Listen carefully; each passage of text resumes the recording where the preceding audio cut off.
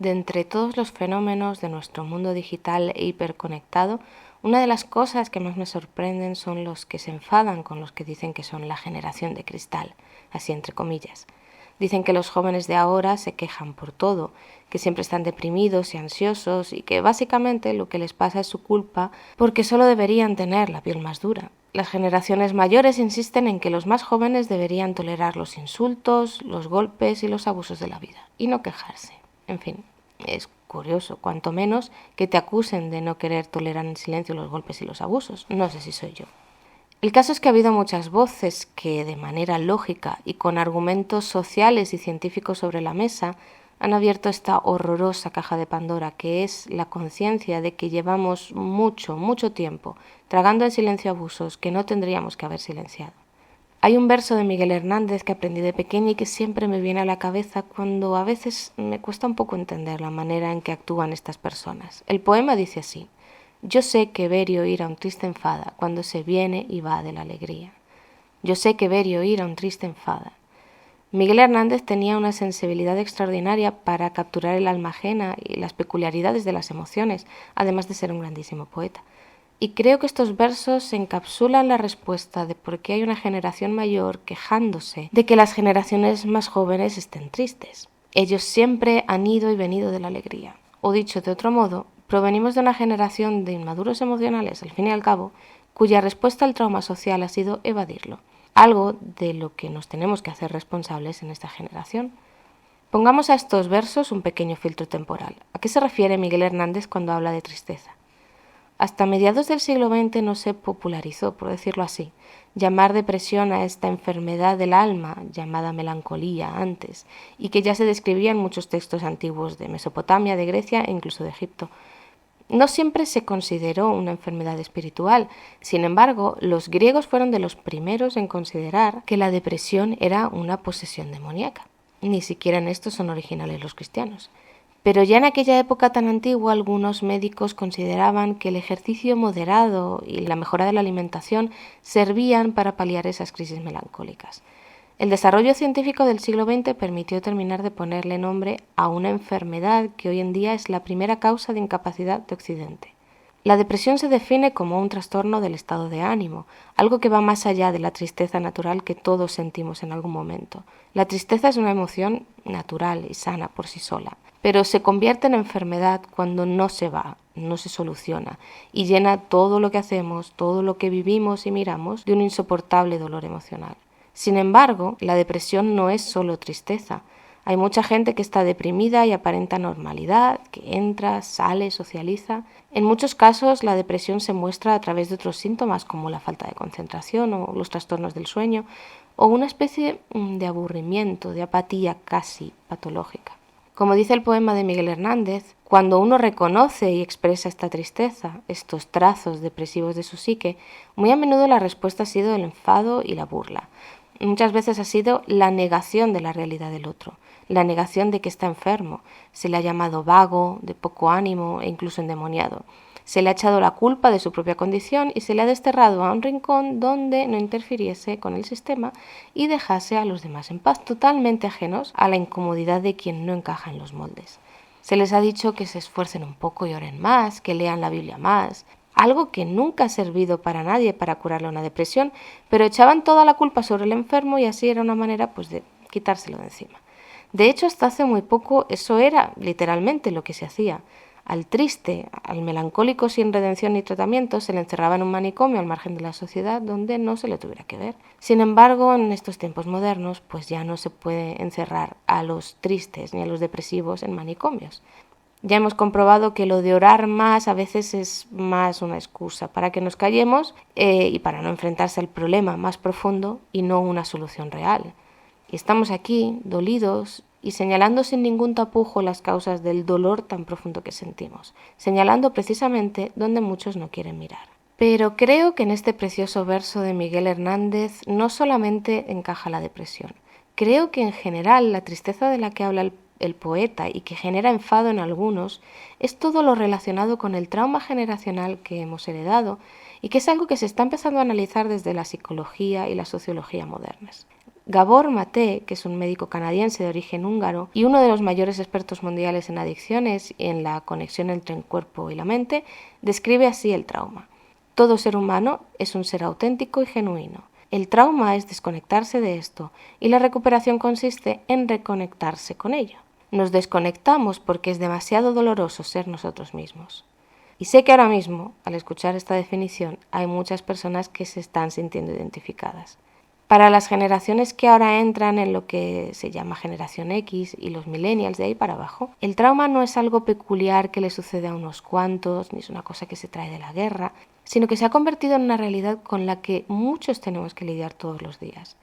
Nuestra existencia, de un modo u otro, está ligada a una herida emocional profunda que hemos decidido no tolerar más y exponer. Para algunos esta exposición resulta vergonzosa y entonces reaccionan llamándonos la generación de cristal y todas esas lindezas. Pero para los que están sufriendo el trauma, ponerle nombre y reconocerlo, abrazarlo, por decirlo así, es el primer paso de la recuperación. El trauma nos provoca ansiedad y depresión, pero no cualquier ansiedad o depresión. Nos genera una profunda sensación de desconexión con nosotros mismos y con los demás. Y, oh casualidad, esa es precisamente la definición del pecado, o al menos una de las dimensiones de lo que se identifica como pecado en la Biblia. La desconexión que lleva al abuso de otros o al autoabuso de nosotros mismos es aquello de lo que Jesús no se cansó de hablar en su momento. Amar al prójimo, verlo, tenerlo presente, reconocer su dolor y su alienación, mirar a los enfermos, los marginados, amarnos a nosotros mismos para poder honrar a Dios, dar voz y autoridad a las mujeres, a los niños, a los desfavorecidos, decirle al rico y poderoso que nazca de nuevo, que vuelva a ser un recién nacido, necesitado, vulnerable, para poder entrar en el reino de los cielos. Todo eso es sacar a la luz que nos hemos acostumbrado a vivir en partes y tenemos que reunificarnos. Dice Maté que el trauma no es lo que nos ocurrió, ese mal que todos de algún otro modo hemos experimentado. El trauma es la herida psicológica que aquel suceso nos dejó en el alma. Para algunos la herida tiene una forma, para otros tiene otra. Algunos pudieron superarlo antes porque tenían recursos, tenían herramientas para la recuperación, pero otros se quedan ahí atascados durante años, reviviendo periódicamente ese dolor.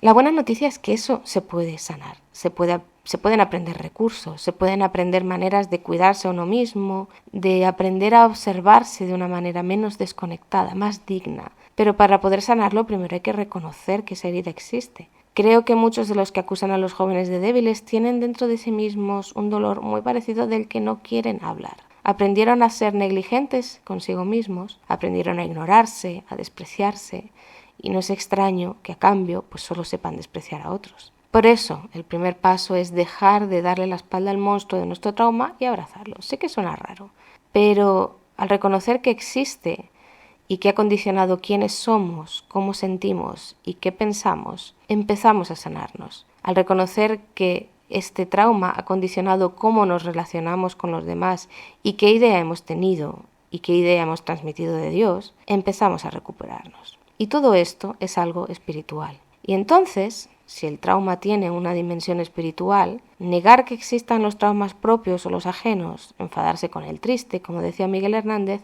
se parece mucho a no querer admitir que hay un pecado en nosotros, como dice la Biblia. Claro, es mucho más fácil identificar el pecado como un acto moral o como la no realización de un acto moral y reducirlo a eso. Pero asumir que el pecado no es solo la moralidad, el hacer o no hacer esto o aquello, sino que es la herida profunda que nos desconecta de nosotros mismos y de otros, es un abismo para el que hay que ser muy valiente para asomarse. Dice Maté que es fácil para aquellos que viven existencias cómodas de clase media ignorar las ansiedades de personas que viven más cerca del abismo. El hecho de que no podamos ver la humanidad del otro es para él una manifestación del trauma social y también es una de sus causas. Es muy difícil gestionar la vida en un mundo hostil y reconozcámoslo, el mundo es hostil. Siempre ha tenido sus angustias y sus males. Todas las generaciones de la era cristiana hemos necesitado el consuelo de las palabras de Jesús diciéndonos que Él ha vencido al mundo. Y hay que observar el modo concreto en que este mundo de ahora mismo es hostil y necesita ser confrontado con esa declaración de Jesús. El mundo en realidad es que nunca estuvo muy enderezado. De hecho, todos los sistemas sociales han fallado en algún momento. Sin embargo, los que ahora nos enfrentamos a la realidad de tener que observar, abrazar y sanar nuestros traumas, Lo hacemos frente a los que nos insisten que no, que nos tenemos que callar, que nos tenemos que esforzar más por encajar en el sistema, porque el sistema es perfecto, el sistema funciona bien, el sistema está bien. Y si hay algún fallo, debe estar en nosotros. Esta gente son los profetas de la meritocracia, del éxito como medida social, pero hay que reconocer que también son sus primeras víctimas. Se criaron en un mundo rendido ante el progreso y con la convicción no solo de que ese progreso era suficiente para solucionar los problemas eternos, sino que era la última estación, que por fin habíamos llegado a la perfección social. Y son los que se enfadan ahora al ver al triste criticando el sistema y no queriendo reducir su vida a él. Pero lo que vengo a decir hoy con este podcast es que no tienen razón. Tenemos derecho a reclamar nuestro trauma y a abrazarlo, porque de otro modo no nos curaremos nunca de él. Tenemos derecho a admitir que el pecado ha tomado esta forma concreta en la historia de nuestras vidas. No heredamos un mundo de progreso, de orden social y un sistema equilibrado. Heredamos incertidumbre, abusos de autoridad e inseguridad económica. Fuimos criados por una generación que no se quiso hacer cargo de su trauma y sencillamente nos lo dejó en herencia. Las generaciones anteriores vivieron su juventud y primera adultez en un mundo al que no le faltaban problemas, por supuesto que no. También tenían sus cuitas y sus desazones. Pasaron sus luchas y tuvieron que pelear y abrieron camino en muchos aspectos, pero en cierto modo para una gran mayoría la vida era mucho más sencilla de lo que es ahora. Por ejemplo, una de las quejas habituales contra esta generación de cristal es que los jóvenes de ahora prefieren tener mascotas a hijos o que prefieren no tener pisos en propiedad y no aprecian toda la educación que han recibido. La verdad es que culpar de egoísta a la gente es como mínimo raro, si no directamente injusto. Detrás de esas acusaciones se pretende negar la realidad de que los de mi generación hemos pasado por 2 crisis económicas seguidas. Hay generaciones que nacieron directamente en la crisis. Hemos estado con esa inseguridad perpetua a cuestas en la que se nos impide responsabilizarnos de nosotros mismos y es mucho más difícil aún pensar en responsabilizarse de un hijo y ojalá pudiéramos elegir entre alquilar y comprar un piso. Me pregunto por qué siguen insistiendo en eso cuando a una gran mayoría directamente no nos darían en la vida una hipoteca, muchos ni tan siquiera nos dejarían entrar en el banco, porque nuestra vida laboral es la concatenación de trabajos precarios y sin ninguna seguridad económica. Los de mi generación aprendimos que no podemos permanecer nunca mucho tiempo en el mismo sitio porque todo es inestable. Y vimos a muchas personas sufrir lo indecible cuando las crisis de las hipotecas les golpeó de la manera más dura. Perdónennos por no atrevernos a meternos en ese melonar. Es posible que hayamos sido de las primeras generaciones en poder tener un acceso casi total a los estudios universitarios, pero luego después se ignora el hecho de que no consistía solo con tener acceso a la universidad, consistía en tener una estabilidad social, familiar y económica suficiente para poder terminar los estudios. Y muchos no han podido hacerlo. Hace unos años las tasas universitarias subieron tantísimos que ni tan siquiera muchos se podían permitir estudiar en una universidad pública. Y las nuevas generaciones no tienen el mismo acceso a los estudios superiores. En el peor de los casos, tener esos estudios tampoco es garantía de poder tener acceso a mejores trabajos. La fuga de cerebros de técnicos, ingenieros y científicos de este país es una realidad, tampoco se puede obviar. Pero es más fácil acusarnos de ser desagradecidos, de ser inmaduros, y no pararse nunca a pensar que los pisos que no queremos comprar hoy, exactamente esos mismos pisos, valían 200 veces menos hace 30 años. Y no quiero con todo esto ponerme pesimista. Solo intento compartir el alivio que ha producido en mí, comprender esta realidad y negarme de una vez por todas a sentirme culpable, a sentirme pecadora por no cumplir con el mandato social. Para las generaciones anteriores era fácil tener un trabajo indefinido, mantener una familia con un solo sueldo y que hubiera una autoridad moral, espiritual en eso, que eso se convirtiera en el epítome de tener una vida social y espiritual recta ante los ojos de Dios. Hoy no tenemos disponible ninguna de esas posibilidades y entonces se nos acusa de estar faltando ante los ojos de Dios. Lo que tenemos que hacer, lo que hemos hecho muchos, es tener que buscar para encontrar nuevas respuestas. Nos deberían permitir lamentarnos en ese lamento liberador de muchos pasajes de la Biblia y nos deberían permitir que busquemos nuevas respuestas para el mundo que hemos heredado. Es posible que estas generaciones anteriores no fueran capaces de hacer más de lo que hicieron. Y está bien, pero eso no niega que nosotros tengamos derecho a reivindicar nuestro dolor. Tenemos derecho a denunciar este pecado que nos invade, tenemos derecho a mandarlos callar. No es un acto de desobediencia, ni una muestra de debilidad, ni de falta de respeto, sino la convicción de que hoy, para nosotros, las buenas noticias de Jesús es hacer nuestra su defensa de los maltratados. Y es aceptar que cuando habla de maltratados, también está hablando de nosotros. Me alegra mucho estar de vuelta. Yo soy Noa Alarcón y esto es El Camino.